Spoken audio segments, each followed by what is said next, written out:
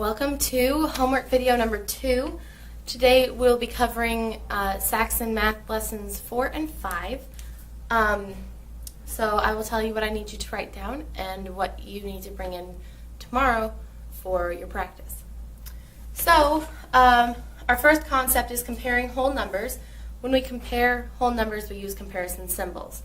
I'm sure you've seen these before. This is an equal sign, so 5 is equal to 5. This is a greater than sign. 5 is greater than 4. And this is a less than sign. 5 is less than 6. There's a couple ways to remember which one of these you use. You can think the smaller end goes toward the smaller number, or you can think of the alligator teeth. He wants the bigger meal, the bigger number. So it's up to you, whichever way makes more sense to you, but you'll need to be able to tell those apart. If you're not completely comfortable with these, I would write this down.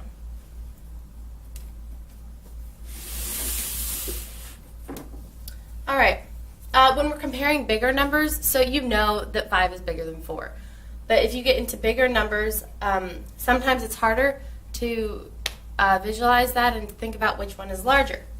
So when you're comparing larger numbers, you start with the largest place value, which in this case is the hundreds, and they're the same. So then I'm going to go down to the next one, which is the tens, and we have a 7 and an 8. Since there are more tens in this number, I don't even need to check the ones. It doesn't matter, because this number has more tens, so that number is larger. So let's try that on this one. The largest place value, this is the 10,000s place. It's a 6 and a 6, the same.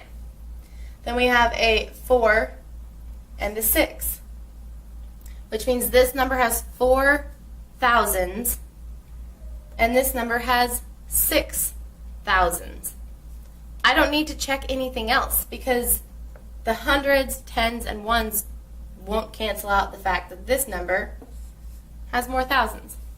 So it's larger. I would like you, please, in your notes, to write down these two. This is 112. Compare it to 121. And this is 7,814. Compare that to 7,824. Okay? Write that down, please.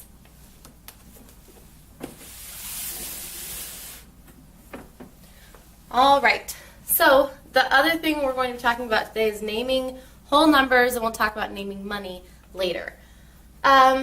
Some of this you'll know, and some of it you might not realize. So pay attention, please, and write down what you're not sure of. So 18, all our teens, you know your teen numbers. T-E-E-N is how you spell the teen on the end. 80, this is 81. If you have 20, 30, 40, 50, 60, 70, 80, or 90, you have to hyphenate it if there's a number after it. Okay? You don't have to do that all the time. So remember, the T's need to be hyphenated. This is 108, not 108. Do not, no, don't say that. There's no and. Okay? I know it sounds a little bit strange maybe, but this is how we say it. It's 108. So this number would be 821. Okay? Write some of those down if you're not sure if you can remember them. All right, when we get into larger whole numbers, the names obviously get longer because there are more numbers. So, this number here. We start with our thousands and 10,000s here, and then where there's a comma in the number, you put a comma in your words. Okay?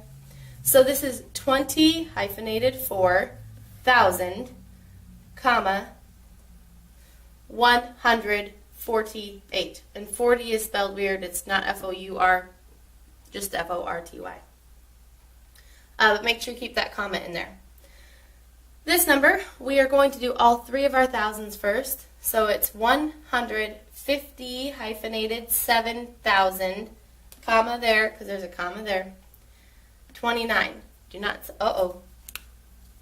That should be hyphenated right there. Sorry. Don't say and 29, just 157,029. Okay? I'd like you to please write the names of both of these numbers in your notes.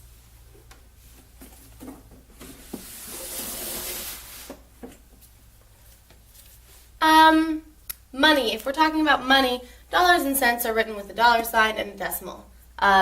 Most of you know that, I would think. So when we're naming money, 3 steps. You name the number of dollars, then you write and. Where you write and tells me where the decimal is in my number. So if you're reading money, wherever you see the decimal is where you say and. Okay? And that will apply to numbers too when we get to numbers with decimals. And then you name the number of cents.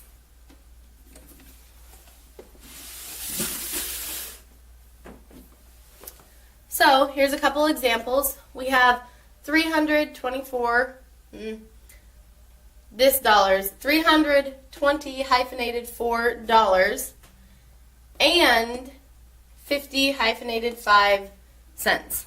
So you do your dollars and then your cents.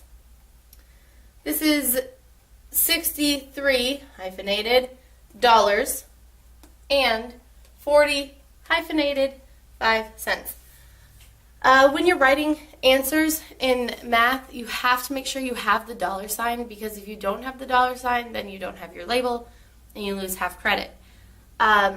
It's also very, very important to have the decimal, because without the decimal, I now have $6,345, which is a lot more than $63. So make sure you have the decimal and the dollar sign whenever you're writing answers to a problem in math. I'd like you to please write how to say both of those correctly in your notes. That's all. Thank you.